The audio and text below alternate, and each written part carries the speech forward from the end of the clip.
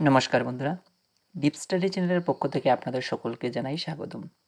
তো আজকে আমি টিটেট পেপার 2 এর জন্য জিওগ্রাফি টপিক গ্রহরূপে পৃথিবী থেকে বাছাই করা কিছু কোয়েশ্চেন্স অর্থাৎ 100 কোয়েশ্চেন্স এবং আনসার আমি আপনাদের সামনে উপস্থাপন করতে যাচ্ছি। আশা করি এই ভিডিওটা আপনাদের এক্সাম প্রিপারেশনকে অনেকটা হেল্পফুল করে তুলবে। তো অনুরোধ থাকবে পুরো ভিডিওটা আপনারা মনোযোগ সহকারে দেখবেন। শুরু করছি আজকের ভিডিও প্রথম কোয়েশ্চেন্স দিয়ে। প্রথম কোয়েশ্চেন্স যেখানে বলা আছে সৌরজগতের সবচেয়ে ভারী গ্রহ কোনটি?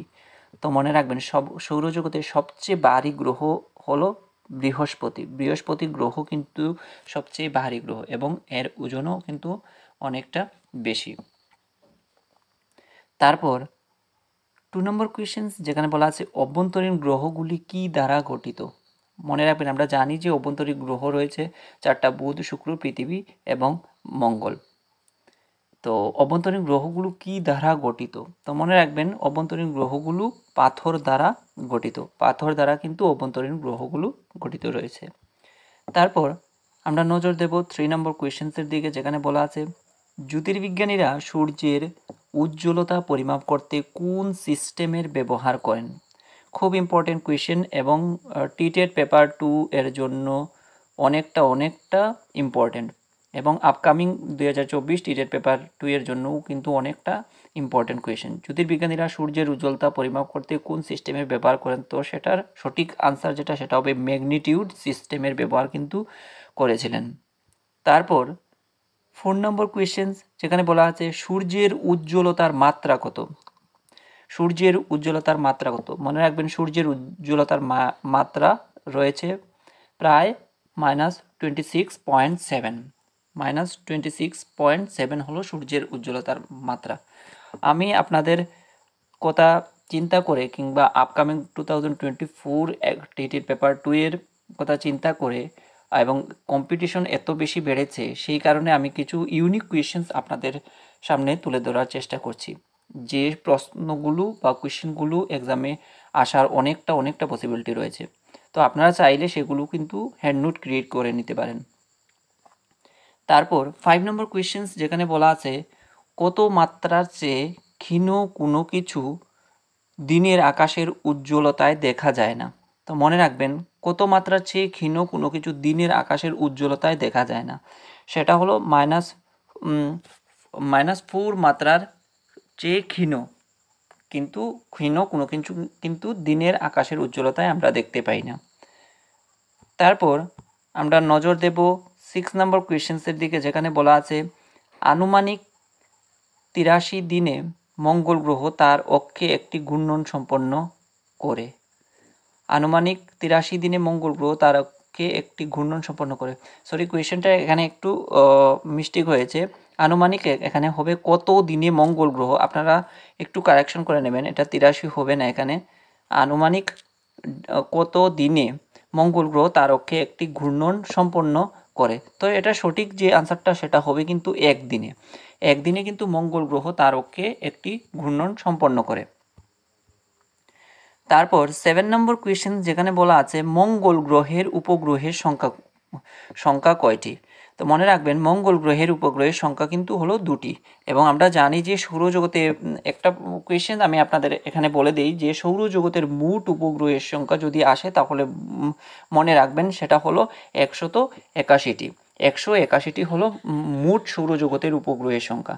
তার মধ্যে মঙ্গল গ্রহের যে উপগ্রহের সংখ্যা সেটা কিন্তু 2টি রয়েছে এবং বুধ, আমরা জানি যে বুধ এবং পৃথিবী যে আমাদের গ্রহ রয়েছে তাদের কোনো উপগ্রহ নেই। বুধ আর শুক্রের কোনো উপগ্রহের সংখ্যা নেই। শুধুমাত্র কার রয়েছে? মঙ্গলের এবং শনি, ইউরেনাস, নেপচুন এদের উপগ্রহ রয়েছে। তো মনে রাখবেন মঙ্গল গ্রহের উপগ্রহের সংখ্যা কিন্তু 2টি। তারপর 8 নম্বর কোয়েশ্চেন যেখানে বলা আছে কোন গ্রহের কোনো চুম্বক ক্ষেত্র নেই? এটাও কিন্তু আপকামিং টিটেট পেপার 2 এর জন্য অনেকটা ইম্পর্টেন্ট কোয়েশ্চেন, আপনারা ভালোভাবে মনে রাখবেন। কোন গ্রহের কোনো চুম্বক ক্ষেত্র নেই? তো মনে রাখবেন মঙ্গল গ্রহের ক্ষেত্রে কিন্তু কোনো চুম্বক ক্ষেত্র নেই। তারপর 9 নম্বর কোয়েশ্চেন যেখানে বলা আছে মঙ্গল গ্রহের অক্ষ সূর্যকে ঘিরে তার কক্ষপথের তুলনায় কত ডিগ্রি কোণে হেলে আছে? তো এটার সঠিক যে আনসারটা সেটা হবে কিন্তু 25 ডিগ্রি। 25 ডিগ্রি কোণে কিন্তু মঙ্গল গ্রহ তার সূর্যকে ঘিরে তার কক্ষপথের তুলনায় হেলে রয়েছে। তারপর আমরা নজর দেব 10 নম্বর কোয়েশ্চেন্সের দিকে, যেখানে বলা আছে শীত গ্রহ নামে পরিচিত গ্রহটি কি? গ্রহটি হলো শীত গ্রহ কোন গ্রহকে বলা হয়? তো মনে রাখবেন শীত গ্রহ নামে পরিচিত যে গ্রহটি সেটা হলো কিন্তু বৃহস্পতি, এবং এই ধরনের কোয়েশ্চেন্স কিন্তু এক্সামে আসে। তারপর আমরা নজর দেব 11 নম্বর কোয়েশ্চেন্সের দিকে, যেখানে বলা আছে কমলা রঙের সাদা গ্রহ নামে পরিচিত গ্রহ কোনটি? তো মনে রাখবেন কমলা রঙের সাদা গ্রহ নামে পরিচিত যে গ্রহটি হলো সেটা হলো কিন্তু বৃহস্পতি। বৃহস্পতি গ্রহটা কিন্তু কমলা রঙের সাদা গ্রহ নামে পরিচিত গ্রহ। তারপর আমরা নজর দেব 12 নম্বর কোয়েশ্চেন্সের দিকে, যেখানে বলা আছে নিচের কোন গ্রহটি স্থলজ গ্রহের তালিকার মধ্যে পড়ে? এখানে অপশন রয়েছে বুধ, ইউরেনাস, শনি, নেপচুন। তো এখানে কিন্তু স্থলজ গ্রহ বলতে আমরা সাধারণত যেটা আমরা বুঝি সেটা হলো কিন্তু, যেমন আমরা পৃথিবীর সঙ্গে যদি কম্পেয়ার করি, যেমন বুধ, শুক্র, পৃথিবী এবং মঙ্গল, এগুলো কি অভ্যন্তরীণ গ্রহ। এই অভ্যন্তরীণ গ্রহগুলোই কিন্তু আবার স্থলজ গ্রহের মধ্যে পড়ে। তো সেই ক্ষেত্রে আমাদের বুধ অপশনটা কিন্তু এখানে কারেক্ট হয়ে যাবে। আর বাকি যে অপশনগুলো দিয়েছে যেমন ইউরেনাস, শনি, নেপচুন, এগুলো হলো বহিস্থ গ্রহ। তো সেই মোতাবেক সেগুলো কিন্তু হবে না, অপশন আমাদের চুজ করতে হবে বুধ। বুধ হবে এই কোয়েশ্চেন্সের এগেনস্টে কারেক্ট আনসার।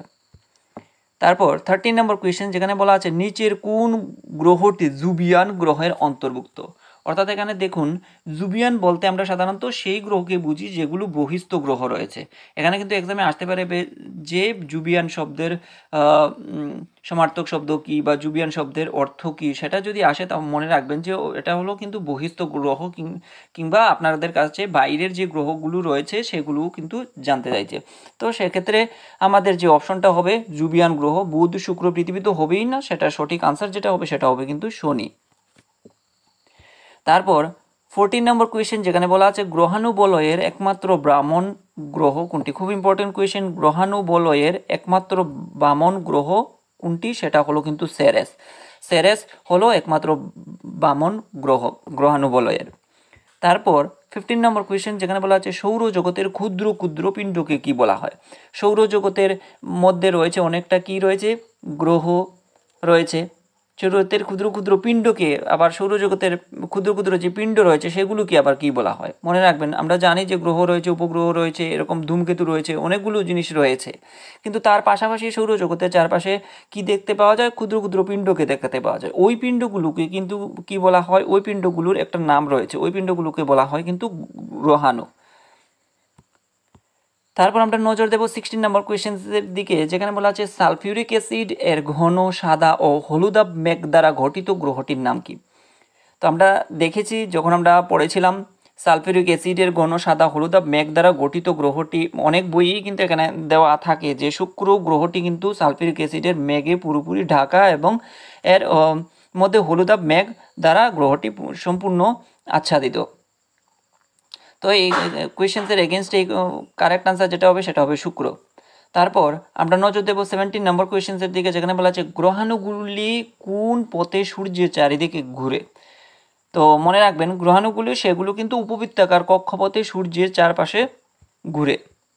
তারপর 18 নম্বর কোয়েশ্চেন, খুব ইম্পর্টেন্ট কোয়েশ্চেন আপকামিং টিটেড পেপার 2 2024 এর জন্য। ভেইল্ড প্ল্যানেট নামে পরিচিত গ্রহটির নাম কি?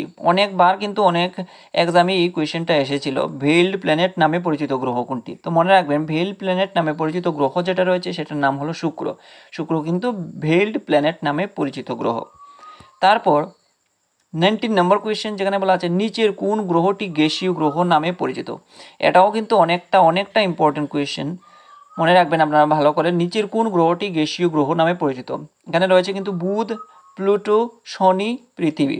তো গ্যাসীয় গ্রহ যেটা, সেটা কিন্তু গ্যাসীয় গ্রহ বলতে মানে অর্থাৎ বহিস্থ গ্রহ যেগুলো রয়েছে সেগুলোই কিন্তু গ্যাসীয় গ্রহ নামে পরিচিত। এখানে দেখুন অপশন রয়েছে বুধ, প্লুটো, শনি, পৃথিবী। বুধ তো হবেই না, পৃথিবী তো হবেই না, এবং প্লুটোকে তো গ্রহের তালিকা থেকে বাদ দেওয়া হয়ে গেছে। আগে একসময় ধরা হতো, কিন্তু এখন তো 2006 সালে সেটাকে কিন্তু IAEU দ্বারা এটাকে বর্জন করা হয়ে গেছে। তো সেই মোতাবেক আমাদের যে অপশনটা হবে সেটা হবে কিন্তু শনি। তারপর 20 নম্বর কোয়েশ্চেন যেখানে বলা আছে ইউরেনাস গ্রহের আয়তন পৃথিবীর কত গুণ।